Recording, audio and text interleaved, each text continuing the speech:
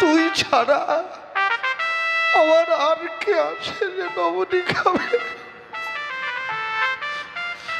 মায়ের এই আত্মনিবেদন করা কথায়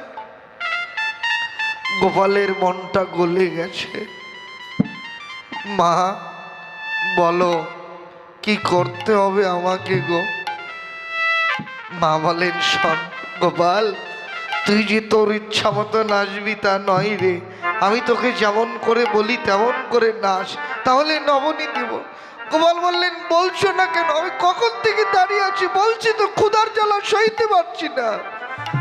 মা গোপালকে নিয়ে নাচাতে লাগলেন।